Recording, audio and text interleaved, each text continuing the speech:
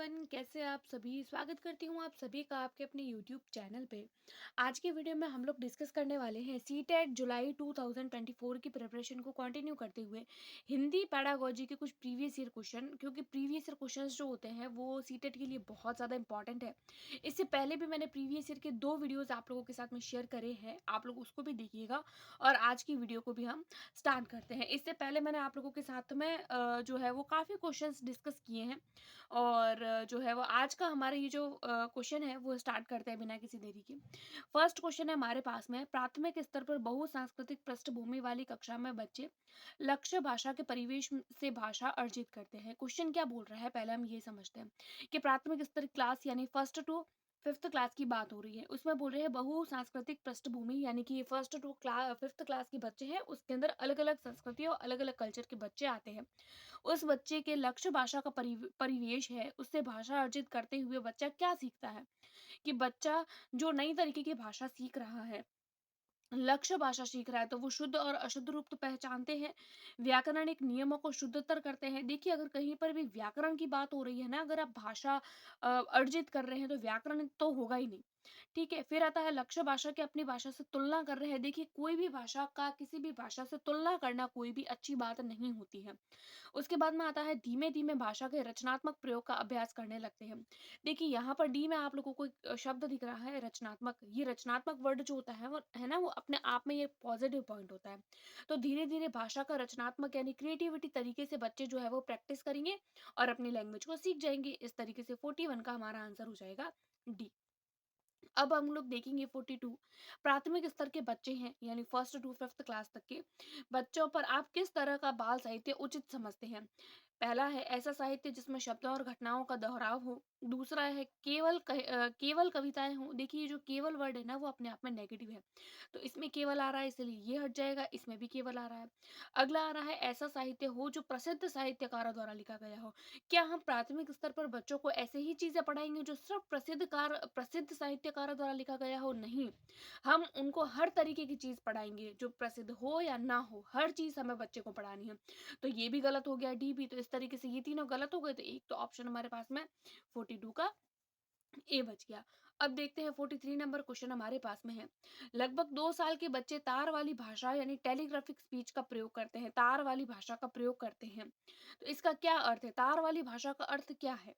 तार वाली भाषा का संक्षिप्त वाक्यों का प्रयोग करना। दूसरा है मुख्य अर्थ को व्यक्त करने वाले संज्ञा, क्रिया, विशेषण आदि दो शब्दों वाली अभिव्यक्ति करना। तार में प्रयुक्त होने वाले शब्दों का प्रयोग। देखिए, तार का मतलब ये नहीं है कि सच में तार के कोई चीज का उपयोग कर रहे हैं या अंग्रेजी शब्दों का उपयोग कर रहे हैं। यहाँ पर आपका सही आंसर हो जाएगा बी, कि मुख्य अर्थ को व्यक्त करने वाला कोई भी शब्द होगा। तार का मतलब है कि ऐसा शब्द जो मेन जिसके बारे में हम बात कर रहे हैं उसकी बात हो, चाहे वो संज्ञा हो, चाहे वो क्रिया हो, चाहे वो विशेषण हो। इस तरीके से दो शब्दों वाले शब्दों की अभिव्यक्ति करना। इसलिए 43 का हो जाएगा बी। 44 देखेंगे, इनमें से प्राथमिक स्तर पर भाषा शिक्षण का कौन सा उद्देश्य अनिवार्य नहीं है? प्राथमिक स्तर पर उद्देश्य अनिवार्य नहीं है। भाषा के अलंकारिक प्रयोग की क्षमता का विस्तार करना, मानवीय मूल्यों का विकास। देखिए, कोई भी चीज है उसमें मानवीय मूल्यों का तो विकास होगा, तो ये तो सही होगा, लेकिन हमें तो नहीं पूछा है। विभिन्न संदर्भों में प्रयुक्त शब्दों के सही अर्थ ग्रहण करना। देखिए, संदर्भ में भाषा सीखना और अर्थ ग्रहण करना अपने आप में पॉजिटिव वर्ड है, तो सी भी सही हो जाएगा। विभिन्न संदर्भ आ गया, अगेन से विभिन्न संदर्भ, तो ये भी सही हो गया। तो मतलब बी सी डी तीनों सही है, तो गलत कौन सा हुआ? क्योंकि नहीं पूछा है, तो नहीं हो जाएगा कि भाषा के अलंकारिक प्रयोग की क्षमता का विकास। के बच्चा जो है वो भाषा तो सीखा ही नहीं है, उससे पहले पहले हम उसको अलंकार सिखा रहे हैं। नहीं, पहले बच्चा भाषा अच्छे से सीखेगा, फिर वो अलंकारों की ओर जाएगा। अगला आता है 45। प्राथमिक स्तर पर बच्चों की भाषा शिक्षा के संदर्भ में कौन सा कथन असत्य है? अगेन से जो गलत है वो पूछा है। बच्चे भाषा की जटिल और समृद्ध संरचनाओं के साथ विद्यालय आते हैं। दूसरा है बच्चों की भाषा संकल्पनाओं और विद्यालय में प्रचलित भाषा परिवेश में विरोधाभासी भाषा सीखने में सहायक होता है। अगला आता है कि सुधार के नाम पर की जाने वाली टिप्पणियां व निरर्थक अभ्यास से बच्चों को अरुचि उत्पन्न हो जाती है। चौथा है बच्चे समृद्ध भाषा परिवेश में सहज और स्वतः रूप से भाषा में परिमार्जन कर लेते हैं। देखिए, पहला ऑप्शन हम लोगों से पूछा है, बच्चे भाषा की जटिल और समृद्ध संरचनाओं के साथ में विद्यालय आते हैं। हाँ, ये बात बिल्कुल ठीक है कि हाँ आते हैं। दूसरा उसके बाद में देखिए सी ऑप्शन में पूछा है कि बच्चों को अगर सुधार के नाम पर, जैसे कि कोई बच्चा है अगर कोई गलती कर रहा है, हम उसको सुधरवा रहे हैं कोई चीज़, तो हम उसको डाँट रहे हैं, उसको निरर्थक की कोई चीज़ करने के लिए बोल रहे हैं, उस पे किसी भी तरीके की टिप्पणी कर रहे हैं, तो ये तो हमको नहीं करना है। नहीं करना है, अरुचि उत्पन्न हो जाती है इससे बच्चे के अंदर, ये बात तो ठीक लिखी हुई है। अगला है बच्चे समृद्ध भाषा परिवेश में सहज और स्वतंत्र रूप से भाषा सीख जाते हैं, तो ये भी बात ठीक है कि बच्चे समृद्ध भाषा परिवेश में भाषा सीख जाते हैं। तो आप लोगों का फर्स्ट भी सही है, सी भी सही है, डी भी सही है, तो ऑप्शन कौन-सा बचा? बी। तो ये आपका सही हो जाएगा क्योंकि गलत पूछा है और यही गलत है। अगला आता है 46 नंबर, कहानी सुनने से बच्चे, यानी कि अगर हम बच्चे को कहानी सुनाएँगे क्लासरूम के अंदर, तो बच्चे में क्या होगा? बच्चा कक्षा में एकाग्रचित्त होकर शांत बैठेगा, बच्चा अनुशासित होगा, बच्चे की कल्पना शक्ति व चिंतन शक्ति का विकास होगा, बच्चे प्रसन्न होंगे। देखिए कहानी सुनाने से तो ये सारी चीज़ें हो जाती है, लेकिन हम लोगों को बेस्ट ऑप्शन चूज़ करना है और इन सब में बेस्ट यही है, सी, कि बच्चों की कल्पना शक्ति का विकास होता है, बच्चे कुछ चिंतन करते हैं, सोचते हैं, क्योंकि देखिए एकाग्रचित्त होकर शांत बैठना तो कुछ और भी करवाया जा सकता है। बच्चे अनुशासन केवल कहानियों से सुनने से हो ऐसा नहीं हो सकता, बच्चे प्रसन्न तो अगर हम खेल खिलाएँगे तो भी हो जाएगा। कहानी सुनने से तो बच्चों के अंदर कल्पना शक्ति का विकास होगा, तो 46 का हो जाएगा सी। 47 देखते हैं, भाषा शिक्षण की प्रत्यक्ष विधि में, भाषा शिक्षण की प्रत्यक्ष विधि में क्या होता है? मातृभाषा का निरर्थक हस्तक्षेप होता है, हस्तक्षेप होता है, नहीं ऐसा कोई जरूरी नहीं है, बल्कि मातृभाषा तो मदद करती है। भाषा अर्जन की स्वाभाविक स्थिति का निर्माण होता है, हाँ ये है कि भाषा अर्जित करते हैं हम। और भाषा अर्जन की भाषा बात जो है वो किसने कही थी, तो वो कही थी चॉम्स्की ने, नॉम चॉम्स्की ने कहा था, एलएडी के बारे में बताया था, लैंग्वेज एक्विजिशन डिवाइस के बारे में, कि बच्चा जो होता है वो हर एक लैंग्वेज को एक्वायर करने की क्षमता रखता है, तो भाषा अर्जन की स्वाभाविक स्थिति का निर्माण हो जाता है, तो 47 का हो जाएगा बी। 48 है, विद्यालय में एक से अधिक भाषाओं का शिक्षण होता है, तो क्या जटिल समस्या उत्पन्न करता है? नहीं, कोई भी भाषा है अगर क्लासरूम में एक से ज्यादा भाषाएं हो रही है तो वो कभी भी समस्या उत्पन्न नहीं करेगा। अनेक भाषाओं के शिक्षकों के रोजगार को बढ़ावा देगा? नहीं, बहुभाषिता और राष्ट्रीय सद्भाव का प्रसार करता है, हाँ ये बात एकदम ठीक हो जाएगी कि अगर क्लासरूम के अंदर एक से ज्यादा भाषाएं बोली जा रही है तो बहुभाषिता का और राष्ट्रीय स्वभाव का सद्भाव का भी विस्तार होता है, तो यहाँ पर 48 का हो जाएगा सी। अगला देखते हैं, भाषा स्वयं में क्या है?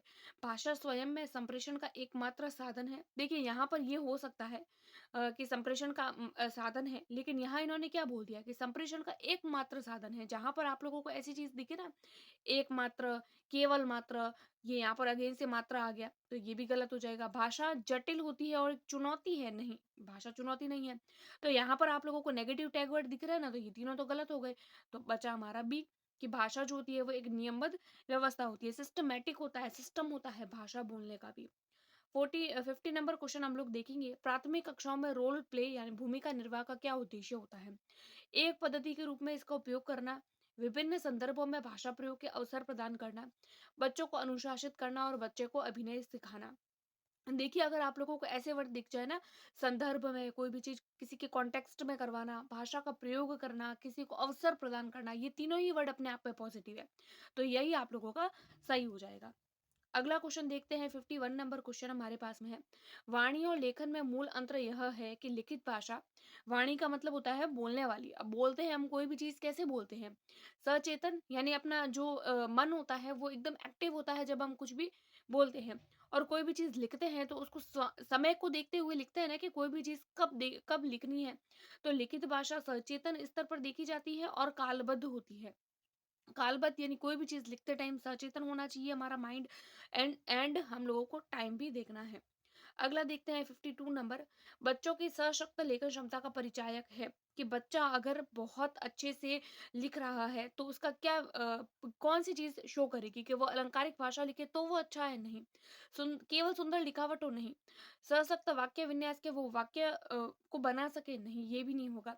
मौलिक विचार बच्चा प्रकट कर सके, कि बच्चा अपना मौलिक विचार, अपनी भाषा, जो भी वो चीज लिख रहा है उसके अंदर जो बात वो कहना चाह रहा है, अपने भावों को प्रकट कर सके, अपने विचारों को प्रकट कर सके, तो 52 का हो जाएगा डी। अगला देखते हैं 53, आपकी कक्षा के कुछ विद्यार्थी सड़क को सड़क बोलते हैं। इसका सबसे संभावित कारण क्या हो सकता है? देखिए, कुछ बच्चे जो होते हैं वो क्लासरूम के अंदर अलग-अलग तरीके के वर्ड्स यूज़ करते हैं, वो उनकी मातृभाषा का प्रभाव होता है। ऐसा नहीं है कि वो सड़क को सड़क बोल रहे हैं तो सुनने में समस्या है, या वो बच्चा लापरवाही कर रहा है, या उसको हिंदी नहीं आती है, नहीं। उस बच्चे की मातृभाषा ही ऐसी है, उसने सुना ऐसा इसलिए उसने ऐसा ही सीखा, क्योंकि उसकी मातृभाषा का प्रभाव है। तो 53 का हो जाएगा सी। 54 देखते हैं। वाणी क्या होती है? वाणी होती है, डैश होती है और लिखित भाषा की तुलना में काफ़ी तेज़ी से बदलती रहती है। देखिए, वाणी जो होती है वो स्थिर होती है, अस्थायी होती है, स्थायी होती है, गौण होती है। तो हम सबको पता है कि वाणी जो होती है वो अस्थायी होती है, यानी कि एक बार बोल दिया, बोलने के बाद में वो चीज़ लिखित रूप में तो हमारे पास में नहीं है ना, अगर वो लिखित होती है तो स्थायी हो जाती है। वो चीज़ का प्रूफ हम लोगों के पास में रह जाता है, लेकिन वाणी जो होती है वो अस्थायी होती है। तो यहाँ पर 54 का हो जाएगा अपना बी, अस्थायी। अगला देखते हैं, 55 नंबर क्वेश्चन हमारे पास में है। भाषा सीखने में होने वाली त्रुटियां। अगर हम भाषा सीख रहे हैं और अगर हम त्रुटियां कर रहे हैं तो इसका क्या मतलब है? कि ये सीखने की प्रक्रिया का हिस्सा है।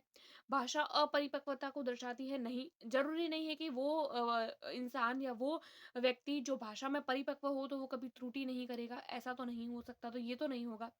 अक्षम्य है, यानी कि जो भाषा बोल रहा है वो सक्षम ही नहीं है बोलने में, तो ये भी नहीं होगा। शिक्षक की कमी को दर्शाती है कि बच्चा अगर भाषा बोलने में मिस्टेक कर रहा है, त्रुटि कर रहा है, तो मतलब शिक्षक में कमी है, नहीं। अगर बच्चा भाषा सीखने में त्रुटि कर रहा है तो मतलब ये वो बच्चा जो है वो भाषा सीख रहा है और सीखने की प्रक्रिया का हिस्सा ही होती है। तो 54 का हो जाएगा ए। 56 देखते हैं हमारे पास में है। डिस्ग्राफिया का संबंध किससे होता है? डिस्ग्राफिया का पठन अक्षमता होती है, लेखन अक्षमता होती है, गणना संबंधी या बोलने संबंधी। तो देखिए, डिस्ग्राफिया का मतलब हम लोगों को समझना होगा। डिस्ग्राफिया, ग्राफ का मतलब होता है लिखने से। डिस्ग्राफिया का यहाँ पर हम लोगों का मतलब है कोई भी चीज जब हम लोग लिख रहे हैं तो लिखित जो अक्षमता होती है उसको डिस्ग्राफिया बोलते हैं। पठन अक्षमता को क्या बोलते हैं? डिसलेक्सिया। गणना संबंधी यानी कैलकुलेशन से रिलेटेड है तो कैलकुलेटिया हो जाता है, और बोलने से संबंधित तो अफेजिया हो जाता है, जब हम कोई चीज बोलने में मिस्टेक करते हैं। तो लिखने से संबंधित होती है डिस्ग्राफिया। अगला देखते हैं, 57 नंबर। मैंने चाट खाई और फिर मैंने हंसी। शर्मिला का यह वाक्य प्रयोग किसकी ओर संकेत कर रहा है? यानी कि एक बच्चा है या एक बच्ची है शर्मिला नाम की, वो एक वाक्य का प्रयोग कर रही है, वो कह रही है कि मैंने चाट खाई है और फिर मैंने हंसी। फिर मैं हंसी की जगह मैंने, यानी वो बच्ची क्या कर रही है, दो बार मैंने शब्दों का प्रयोग कर रही है, दो बार। एक ही लाइन के अंदर दो बार, बल्कि दोनों बार मैंने शब्द का प्रयोग नहीं होना चाहिए। तो इसका क्या मतलब है? कि भाषा की समझ ही नहीं है? नहीं, भाषा की समझ तो है तभी तो वो बोल रही है। व्याकरणिक नियमों की जानकारी नहीं है? नहीं, इसमें व्याकरण की तो कोई बात ही नहीं हो रही है। नियमों का अति सामान्यकरण किया है या भाषा प्रयोग में असावधानी करी है? देखिए, यहाँ पर दोनों सही हो सकते हैं, लेकिन यहाँ पर अपना सही आंसर जो होगा वो नियमों का अति सामान्यकरण होगा। यानी कि अगर कोई भी बच्चा है जो एक ही वर्ड को बार बार यूज कर रहा है, मतलब उस बच्चे ने उस शब्द को इतना नॉर्मलाइज कर लिया है, उस बच्चे ने हर एक लाइन के अंदर वही शब्द बोलना है, तो मतलब उस बच्चे ने उस शब्द का अति सामान्यकरण कर लिया है। 58 का हमारे पास में है कि भाषा सीखने का व्यवहारवादी दृष्टिकोण किस पर बल देता है? भाषा सीखने का व्यवहारवादी बल अनुकरण पर, रचनात्मकता पर, भाषा प्रयोग पर या अभिव्यक्ति पर? तो देखिए, भाषा सीखने का जो व्यवहार है वो अनुकरण पर बल देता है। अनुकरण का मतलब होता है इमिटेट करना, यानी कि बच्चा हम लोगों को जिस तरीके की लैंग्वेज बोलते हुए, जिस तरीके की भाषा बोलते हुए देखता है, बच्चा भी उसी तरीके की लैंग्वेज सीख जाता है। तो इस तरीके से हमारा हो जाएगा अनुकरण। अगला देखते हैं, 59 नंबर। एक भाषा शिक्षक के रूप में सबसे बड़ी चुनौती क्या हो सकती है? चुनौती, बच्चों की भाषा को संचार साधनों के प्रभाव से मुक्त करना, साधन संसाधनों का अभाव है, भाषा संसाधनों का अभाव है, बहुभाषित कक्षा के शिक्षण के लिए उचित रणनीति तैयार करना। देखिए, टीचर के लिए तो यही है कि वो अपनी किस तरीके से वो टीचिंग का जो भी लेसन है वो किस तरीके से बनाए, क्लासरूम में किस तरीके से पढ़ाना है और उसको किस तरीके से शो करना है बच्चों के सामने, ताकि वो उस चीज़ को बहुत अच्छे से सीख पाए। तो एक स्ट्रैटेजी बनाना कि वो अपनी बहुभाषिता वाली क्लास में किसी भी चीज़ को किस तरीके से पढ़ाए, तो ये उस टीचर के लिए चुनौती हो जाती है कि एक स्ट्रैटेजी तैयार करना। 60 नंबर क्वेश्चन देख रहे हैं हम। पढ़ना सीखने के लिए कौन सा उपकौशल अनिवार्य नहीं है? वर्णमाला याद करने का कौशल, अनुमान लगाने का कौशल, भाषा की संरचना का समझ और भावनात्मक संबंध। तो देखिए, पढ़ना सीखने के लिए अनुमान लगाना भी ज़रूरी है, क्योंकि अनुमान लगाते हैं तभी तो वर्ड्स पढ़ पाते हैं। भाषा की संरचना की समझ भी होनी चाहिए और भावों को भी समझना आना चाहिए, क्योंकि कोई कुछ भी पढ़ रहे हैं तो उसके भाव भी तो समझ में आने चाहिए। सिर्फ पढ़ने से तो कुछ नहीं होगा। पढ़ना सीखने के लिए क्या ज़रूरी नहीं है, तो पढ़ना सीखने के लिए वर्णमाला याद हो ऐसा कोई ज़रूरी नहीं है, कि पहले कौन-सा वर्ग आता है, पहले क वर्ग, फिर च वर्ग, फिर ट, तो फिर त, फिर प, इस तरीके से वर्ग आते हैं, ये याद हो किसी भी बच्चे को, ऐसा कोई ज़रूरी नहीं है पढ़ना सीखने के लिए। हाँ, आनी चाहिए, वर्णमाला भी आनी चाहिए, लेकिन पढ़ना सीखने के लिए अनिवार्य ये नहीं है। अगला देखेंगे 61 नंबर। साधारण तौर पर शिक्षक यह समझते हैं कि बच्चों को लिखना तब सिखाना चाहिए जब उन्हें वर्णों की पहचान हो जाती है। यह विचार पूरी तरीके से सही है, स्वीकार्य है। जस्ट अभी पहले वाले क्वेश्चन में हम लोगों ने देखा है कि वर्णों की पहचान होनी चाहिए, लेकिन सिर्फ वर्णों की पहचान हो, बच्चों को लिखना सिखाना है तो वर्ण पूरी तरीके से एकदम अच्छे से आने चाहिए, ऐसा तो नहीं हो सकता, तो सही तो नहीं है। ये बात वैज्ञानिक भी नहीं है। ये जो बात हो जाती है वो आप लोगों की अवैज्ञानिक हो जाती है, यानी कि वैज्ञानिक भी इस बात को सही नहीं कहते हैं कि बच्चे को अगर लिखना सिखाना है तो हर तरीके के वर्ण उसको आने चाहिए। नहीं, धीरे-धीरे वो अपने आप वर्ण सीखेगा तो धीरे-धीरे उसकी लैंग्वेज में बढ़ोतरी होती रहेगी। तो 61 का हो जाएगा डी। 62 देखेंगे, बच्चे के बोलने सीखने के संदर्भ में कौन-सा कथन सही है? सही कथन पूछा है। बड़े परिवार में बच्चों की बोलना सीखने की गति तेज होती है? नहीं। छोटे परिवार के बच्चे भी जल्दी-जल्दी बोल सकते हैं। निर्धन परिवारों से आए बच्चों की बोलना सीखने की गति धीमी होती है? नहीं। ऐसा कोई नहीं है कि अगर कोई अमीर होगा, कोई जो है धनी होगा तो ही वो अच्छे से बोल पाएगा, कोई निर्धन होगा तो वो अच्छे से नहीं बोल पाएगा, ऐसा कोई ज़रूरी नहीं है। कहने सुनने के अधिक से अधिक अवसर मिलते हैं। अवसर, देखिए अवसर वर्ड आया है, अवसर अपने आप में पॉजिटिव वर्ड है। अवसर मिलता है ना बच्चे को कोई भी काम करने के लिए, अवसर मिलने पर बच्चा बोलना सरलता से सीख जाता है। यानी कि बच्चे को मौका मिला बोलने का, जैसे उसने बोला हिंदी सुनी और उसको मौका मिला बोलने का तो हिंदी सीख गया। इंग्लिश सुनी, मौका मिला बोलने का तो सीख गया। तो जैसे-जैसे उसको मौका मिलेगा, अवसर मिलेगा, बच्चा अपने आप सीखता जाएगा। तो 62 का हो जाएगा सी। 63 देखेंगे, प्राथमिक स्तर पर आधारभूत कौशल क्या होते हैं? प्राथमिक स्तर पर पढ़ना लिखना होते हैं, सुनना बोलना होता है, पढ़ना सुनना होता है या लिखना बोलना होता है। तो प्राथमिक स्तर पर जो आधारभूत कौशल होते हैं वो होते हैं सुनना बोलना। हम लोग देखते हैं ना, सुनना, फिर आता है बोलना, फिर आता है पढ़ना और सबसे लास्ट में आता है लिखना। तो यहाँ पर हम लोगों से आधारभूत पूछे हैं तो आधारभूत सुनना और बोलना। 64 देखेंगे, साधारण तौर पर शिक्षक यह समझते हैं कि बच्चों को लिखना तब सिखाना चाहिए जब उन्हें वर्णों की पहचान हो जाए। ये तो अवैज्ञानिक है, अभी जस्ट हम लोगों ने देखा है, रिपीट हो गया क्वेश्चन। अगला देखते हैं हम लोग। 65 नंबर क्वेश्चन हमारे पास में है, भाषा कौशलों के संबंध में कौन सा कथन सही है? सही पूछा है कि भाषा कौशल परस्पर अंतर संबंधित होते हैं, अंतर संबंधित नहीं होते हैं, ऐसा नहीं है। भाषा कौशल एक दूसरे पर प्रभाव नहीं डालते, ऐसा भी नहीं है। भाषा कौशल इस तरह अनुसार सीखते हैं, ये बात भी हो सकती है।